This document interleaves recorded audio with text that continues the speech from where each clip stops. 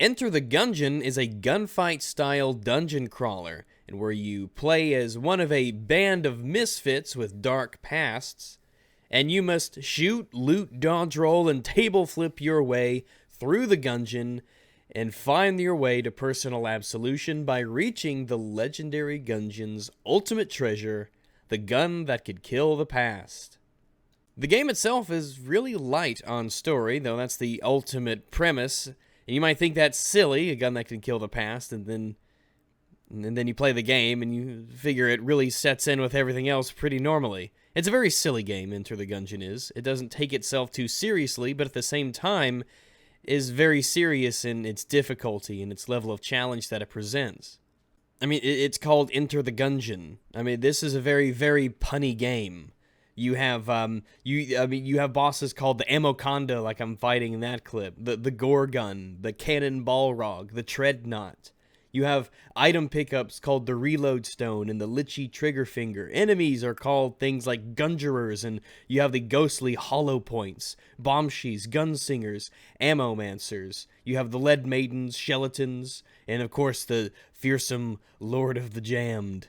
The game has a certain level of quirkiness and character to it that you don't see in a lot of games. And it's unique in the way not only in how it looks, its pixel-style animations, how the effects and the sprites and how everything in the game looks. It looks like it's pulled straight from an arcade parlor of sorts. At the bottom, I can just imagine P2 join, insert 1 credit.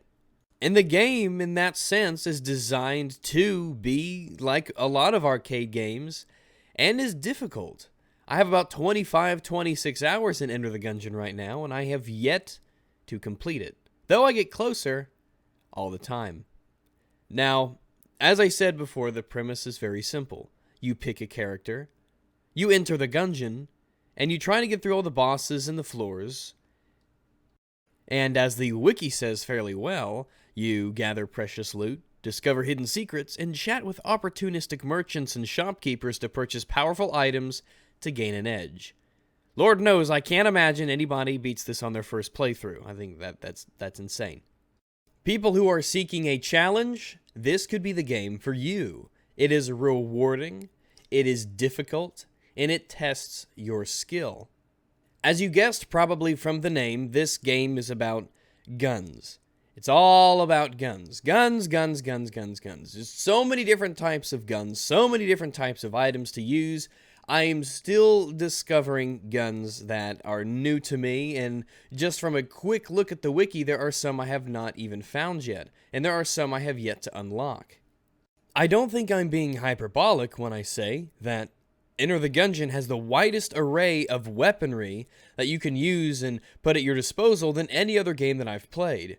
And I know it's not a first-person shooter, and you don't see the animation playing out in front of your face. However, in terms of their effects, how they function, the kinds of attacks that they do, and the variety of their potencies, I think it's really a game like no other. The gun I'm using here, Mahogany, which is 100% organic, shoots explosive pine cones, because of course it does. Hell, the first gun you unlock in the game is a pea shooter, and it shoots peas. There is a bullet gun that shoots guns, and those guns shoot bullets. There's a gun that's a unicorn horn, and it fires beams of friendship. You can get Cupid's bow, and when you hit enemies with it, they turn friendly and attack your enemies. Some are simple, like revolvers and basic shotguns. Normally, the starting weapons that each character has will be fairly simple. Nothing too special about them. There are some guns that you charge up for more powerful attacks. There are some guns that do special things when you reload. I could go on and on and on about the different types of guns that you use. This game's about guns, and it nails the one thing a game about guns should have. Lots and lots of guns. I mean, what self-respecting Gungeon wouldn't have lots and lots of guns? Everything is gun-themed. The enemies are gun-themed. The statues are gun-themed. A lot of the companions are gun-themed. It's all about guns.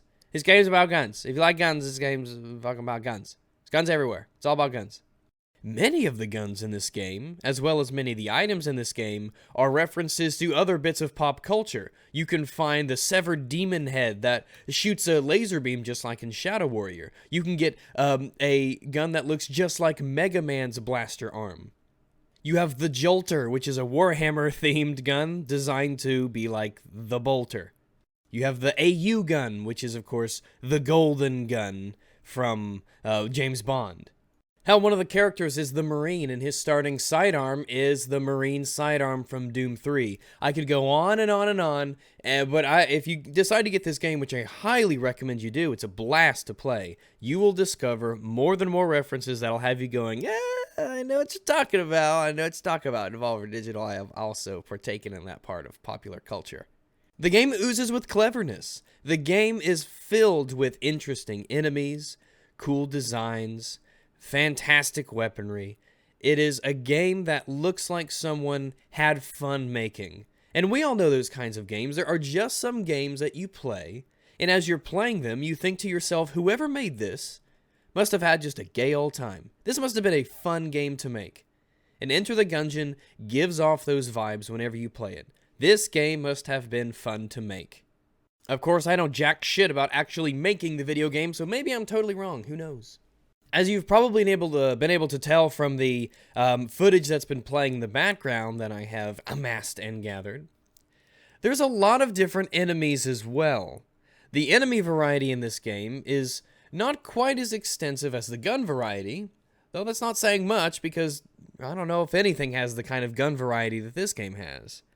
There are all sorts of different enemies, and they do all sorts of different things, and they require all sorts of different say, threat prioritization when you enter a room. Because the whole idea of the Gungeon is that it's a dungeon crawler in the sense that you go into the Gungeon, you get to a room, the room closes, and you have to defeat all the enemies in the room before it opens back up, in which case you can then traverse from room to room, from teleport point to teleport point, and decide where you need to proceed from there.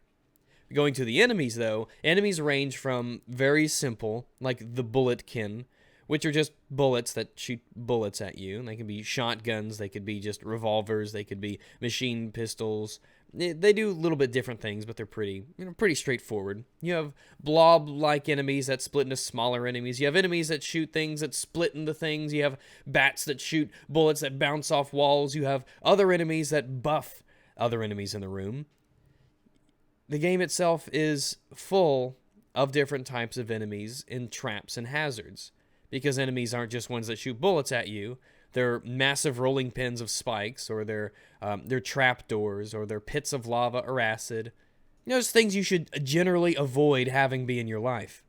Most of the skill in this game in terms of survival simply comes from avoiding the bullets that are heading your way, while at the same time dispatching the enemies. It's always this give and take between them shooting and you dodging, and you shooting to make sure they can't shoot. I mean, it's simple in theory, but when you play this game, like I have, there's a lot of moments, and you see this in the boss fights a lot, more on those later, but you get these moments where you aren't even really worrying about damaging the enemy, you're just kind of blindly shooting in their direction. You're just worried about not getting hit by all of their bullets. There's always this internal risk you have to take. Do I want to be more risky and shoot and damage the enemy so that I have less time in this room with them, or do I maybe play it safe and focus more on dodging the bullets and not maybe do as much damage as quickly as I could potentially do to them? Same thing goes for normal rooms too. Some enemies are no joke. Some enemies are basically mini-bosses. Like every good dungeon crawler, there is a level of loot that you acquire during your travels. Loot takes the place, of course, in the form of guns, but it also takes place in the essence of the items that you pick up. There are chests that are scattered throughout the Gungeon that can be unlocked with keys. Items can do a variety of different things. They can, like hearts, they can give you, and even the hearts are bullet-shaped, if you haven't noticed. But there's a gun that shoots the word bullet at enemies. There you go.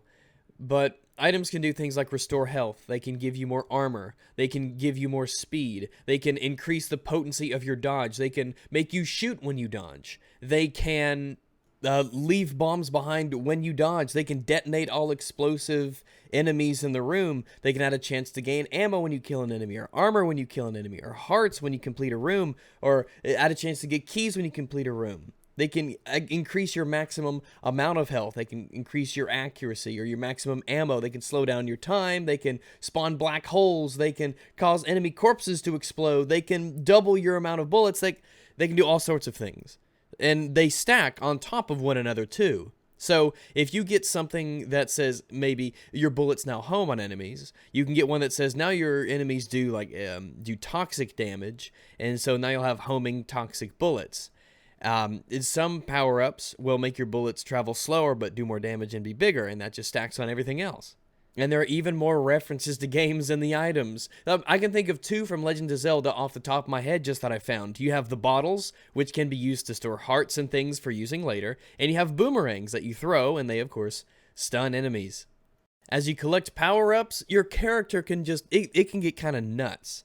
And that's the thing that I really like about this game. But we talk about power-ups and items and weapons and how you procure them all.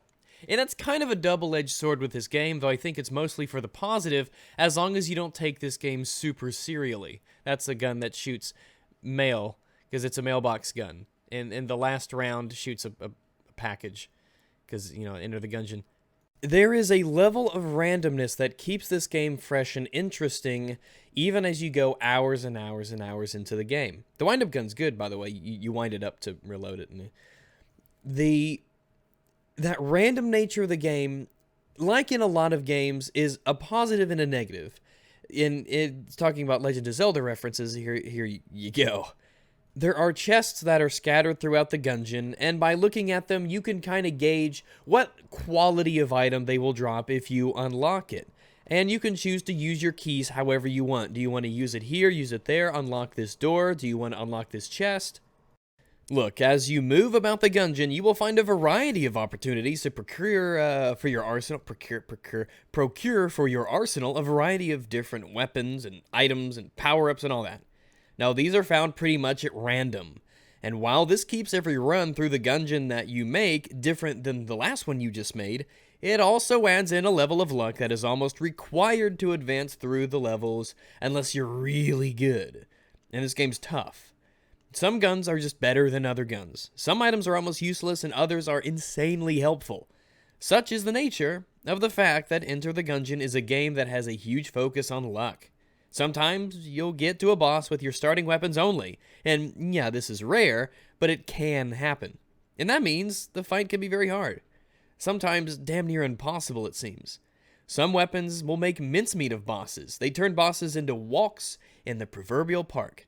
For instance, there is one weapon, I forget the name of it, but it shoots ice cubes, and the ice cubes explode. And the explosion of those ice cubes, it will nullify bullets that are flying through the air. Which means if you shoot them at a boss, the boss's bullets disappear, because if you keep them in a steady stream on the boss, then it makes a cakewalk out of the boss fight. If you don't have that, the boss fight can be much, much more difficult. So all this being said, it's important to understand that this isn't a super MLG 360 no-scope Blaze It Pro game get good scrub. You'll just have to accept that the nature of Enter the Gungeon has an element of luck of the draw to it. That's what this game has. It is a strength of the game, but that doesn't mean it's perfect for everyone. But I think the positives far, far outweigh the negatives, especially since this is a co-op and single-player game only, not a competitive one where there's another player and there's you and you're fighting each other, and the winner will be decided by who got lucky with the best weapon or a piece of equipment. Now, there are also a large amount of NPCs that you can meet in the Gungeon itself, and they will do things for you or offer you challenges. They'll sell you things and they'll interact with you in a variety of ways. Oh, actually, that gun I was just talking about, this is the one I'm using in the clip. Notice when it explodes, it nullifies bullets around it. So if you can keep shooting an enemy with this gun, it makes it really, really easy. And this gun's really cool too, because when you reload it, it makes enemy projectiles bounce back at them. So that's really cool. Now, back to the NPCs. So I get distracted. I just see things that I like, and I'm like, ah, squirrel! So there's a lot of NPCs in the game, shopkeepers, things like that, and they do a variety of things for you. Some you meet in the Breach, which is like the main menu starting place where everyone's kind of gathered before you actually enter the Gungeon. It's the vestibule, if you will, of the complex. The shopkeeper, Bello, you will find normally a shop on every level of the Gungeon. Almost called it dungeon. Silly me, rookie mistake. And he'll sell you stuff. You can see in the top left, you have the little brass casing icon. That's what the currency for purchasing items is in the game. That resets with every death. So you can use that to buy hearts and keys, power-ups, and other goodies. There are shortcuts. Listen to me. Oh boy, it's late. But there's Taylor. And what he does is you bring him stuff, and he fixes the elevator that moves you down the Gungeon, and you can effectively get shortcuts. So instead of starting at level 1, the first chamber, if you will, because of gun puns, but you can go to the second maybe instead, or you can go to the third, and it gets progressively harder for you to unlock these shortcuts. There's a progression to the game. Not every life in this game resets everything. You don't just make a run and you die and it's all back to normal. You may have seen me in these clips when you beat a boss, and there are other ways to get them, but when you beat a boss, you'll get hegemony credits. And the hegemony is what you use to unlock things that can then be used in the Gungeon or picked up. Both power-ups, weapons, things of that nature. And so that way, there's a difference in the content levels between someone who just started the game and someone who's been playing the game for 25 hours like me. I have a lot more stuff unlocked, and I have my shortcuts up to the third level of the Gungeon. The advantage of that being, for instance, if you want to start at the third level, you don't have as much equipment, but you know you're at full health too. So it's a positive, it's a negative aspect. It's just nature of the game. So you can be walking through the Gungeon and you can find Gunsling King and Man Cervantes. And they'll say, oh, at this next room, we got a challenge for you. Complete this challenge and you'll get some goodies. You might find a creep in some of the shops where you could give unwanted items and he'll give you money for them. Maybe you will unlock in the Gungeon a shopkeeper, and then you can access that shopkeeper in the Breach. Maybe you will find, for instance, Winchester. He runs like this little challenge arcade style room that you can find in the Gungeon. You saw the Lost Adventurer, who totally isn't a reference to Link, but if you find all the rooms in a level of a Gungeon, you go to him and you get some goodies. You'll also find purveyors of goods and other such shopkeepers in the Gungeon itself, and they do a variety of different things, and they offer a variety of different stuff. One lady has really low prices on the items she sells, but they're all cursed, and if you have too many cursed items, the Lord of the Damned will follow you around and make your life, well, living shell, whatever. There's also ways for you to unlock other characters, unlock different items by completing challenges. For instance, in the first level of the Gungeon, if you push a barrel of water onto a fireplace and activate the fireplace, it unlocks a secret room. And if you have 2 keys, you can unlock a trap door in the secret room, which brings you to the oubliette. And if you go through that, you can get a crest. And if you bring the crest and the next level to a altar, then you unlock even more stuff. And it's just more and more and more stuff for you to do. And a lot of it is optional. It's all about whether or not you want to run the risk and reward of doing more things, potentially taking more damage, and using up precious ammo for a lot of your super cool guns. And you got to base that off of whether or not it's just worth it. Will I get something good? Is it worth unlocking this? Or should I just get through as fast as I can? There is a wiki for Enter the Gungeon, and it's very likely you will reference it. Is it necessary? No, but if you want to learn how to unlock a lot of the things in this game, then it is very useful. Enter the Gungeon is challenging. It gives you a reason to keep coming back because it does have a level of progression to it. There's always going to be something different between your runs. You're always going to find new things. There will always seemingly be challenges for you to undertake. The bosses and the rooms are varied as well, but another reason to take a look at this game is that the devs will update it, and they've added a lot of new stuff to this game since it was first released. I bought it a long time ago, and since they've added new rooms and weapons and items and all sorts of things. Update added new guns, new bosses, a new challenge mode, new enemies. And the game came out in April of last year. So it's not a new game. It's fairly recent, I guess. But it's not a new game. But it's clear that they took a lot of the criticisms to heart here. The game is currently on sale on Steam for $15, and I suggest you buy it there because it is a great game that is definitely worth the price. Like I said, it's challenging. I still haven't beaten it. I've played about 25, 26 hours of it. And it's still giving me reason to go back. It has this delightful, fun, colorful art style to it. It's funny. There's a lot of references to this, that, and the other thing. And there's constantly something to be done, not just go through and see how far you can get. The randomization of the floors and the different kinds of rooms are always offering you new kinds of challenges, and you get this aspect of maybe I'll do better this run, or maybe I'll do better that run, and especially when you do particularly well, you feel this sense of tensity. When you've got a good set of items and weapons, and you're getting really far, and you know what bosses you have to beat up ahead of you, and you wonder, how far am I going to get this time? I've only gotten to the final boss once. I think it's the final boss. I've only gotten there once. And it was tough. I mean, it's rough. It's really, really hard. Like I said, it's that arcade-style level of difficulty that wants you to keep failing so you'll feed more coins into the machine and it'll make more money. You get that vibe from this game. It's tough, but it's fun, and it's rewarding when you do well. Now, this is coming from someone who, blasphemous as it may sound, I didn't really care all that much for, like, The Binding of Isaac. I just didn't really think there was enough to it for me, and this really satisfies that itch I have for games of this style, because there's so much in it. There's a lot of content to be had here. There's a lot to explore and do, and one of the reasons I like it so much is because it has this sort of base level of skill that you need to have in order to do good. Dodging bullets, shooting things, staying alive for the long haul. It appeals to me. There's a lot of games out there where you do good in, and you're like, oh, okay, it wasn't really me. It wasn't me doing good. It was some item in the game, or it was something like that. And even though this game is full of items and power-ups, you still feel really good when you do well.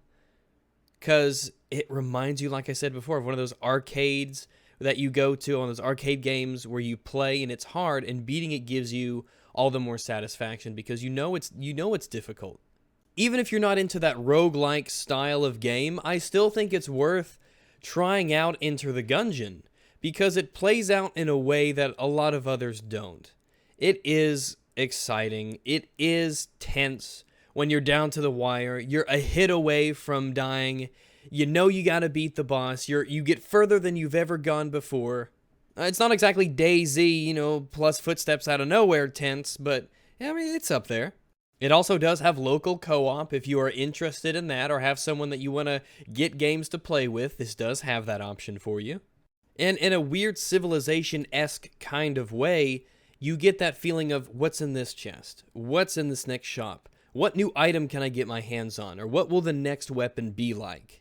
Can I unlock this shortcut on this way through? Or what's the best strategy to do so? Should I go and explore all of these rooms before I go to the boss? Because when you're going through the levels of the dungeon, it's possible that you find the boss room really quickly. It could be the second, third room you find. But you don't have to go there yet. You can explore the rest of that level of the Gungeon, that chamber, before you proceed forward. And on the mini-map that you can pull up, you can choose between teleportation points to go from here to there, to explore and go things at your own pace.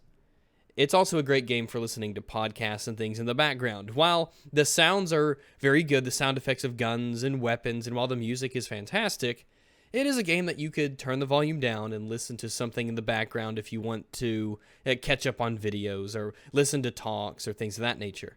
And then at the same time, it's a game that you can turn the volume up and really focus on and try to do as good as you possibly can. Enter the Gungeon was one of my favorite games of 2016 and still gives me reasons to keep coming back to it, especially after the updates, and getting footage for this really reminded me of how good this game was and how enjoying, how much enjoyment I was able to get from this game. It's late as fuck and I'm going to bed. Go and buy Enter the Gungeon. I mean, if for no other reason than the theme song.